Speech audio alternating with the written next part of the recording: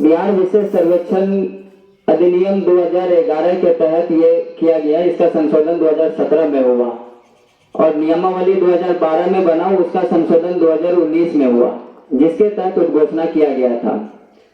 अब उद्घोषणा होने के बाद सबके मन में ये संशय था या अभी भी होगा कि सर्वे कैसे होगा, किस तरह से होगा, मुझे क्या करना है या इसका आगे का प्रोसेस क्या होगा। ये अलग अलग तरह का संशय होगा सभी लोगों के बीच में। तो ग्राम सभा लगा करके हम लोग इसी संशय को दूर कर रहे हैं। लोगों में एक तरह का पैनिक बना हुआ है, परेशान है, मेरे पास ये पेपर नहीं है, मेरे पास वो पेपर नहीं है, बहुत सारी चीजें हैं।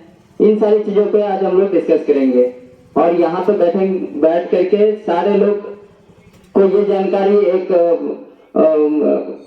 ग्राम सभा में जो जानकारी जो दी जाती है, जो जानकारी मिलेगी, ये आप लोगों की फिर एक जिम्मेदारी हो जाती है कि आपको जो जानकारी मिली, जो लोग यहाँ नहीं मौजूद हैं उन लोगों में भी देना, ताकि लोगों में जो एक संशय जो फैला हुआ है, एक पैनिक जो बना हुआ है, वो खत्म हो जाए।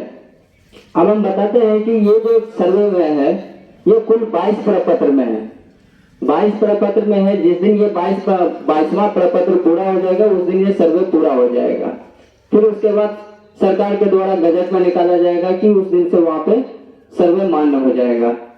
अब ये 22 प्रपत्र में पहला प्रपत्र हो गया जो उद्घोषणा का होता है, जिला बंदोबस्त पदाधिकारी के द्वारा उद्घोषणा कर दिया गया।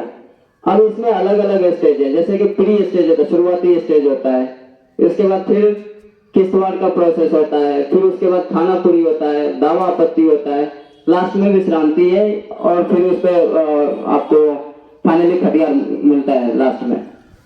तो ये जो प्रोसेस है, अभी हम लोग इसमें शुरुआती स्टेज में क्या करना है हम लोगों को, जिस तरह से अभी उद्घोषणा हो गया, उसके बाद आप लोगों का काम आता है जो प्रपत्र 2 में आता है। सब लोग देखे होंगे फॉर्म पे लिखा हुआ है प्रपत्र 2।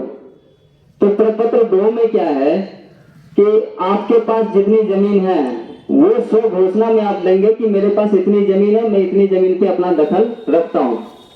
उस जमीन को सर्वे कर्मी के द्वारा चेक किया जाएगा, देखा जाएगा और फिर जो आपका खतियान दादा परदादा या किन्हीं के नाम से है, लास्ट में वो आपके नाम से तैयार कर दिया जाएगा।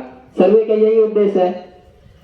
तो ये जब तक आप इसमें भर के नहीं देंगे सर्वे स्टाफ को प्रपत्र 2 में, तब तक आपका सर्वे करना मुश्किल हो जाएगा, आपकी जमीन का डिटेल निकालना मुश्किल हो जाएगा। तो दूसरा प्रपत्र में यही है कि आप लोगों को स्व घोषणा देना है। उसी तरह से तीसरा है, चौथा है। अब तीसरा में यही चीज है कि जब आपके जो प्रपत्र भर रहे हैं उसमें अगर आप लिख रहे हैं कि मेरे पास खतियानी जमीन है, तो अगर खतियानी जमीन है तो फिर रैयत में आप अपना नाम लिखेंगे। जो सर्वे स्टाफ होंगे उनको ये नहीं समझ में आएगा, क्योंकि आप खतियान का जीरोक्स लगाएंगे, उसमें दादा परदादा किन्हीं का नाम होगा, तो वहां से इनको ये नहीं समझ में आएगा कि इन्हीं के वंशज हैं या नहीं, इसलिए वहां पे वंशावली की जरूरत होती है। तो प्रपत्र 3 में वंशावली है, इस तरह से 4 में जाएंगे, 5 में जाएंगे, तो ये कई सारे प्रोसेस है।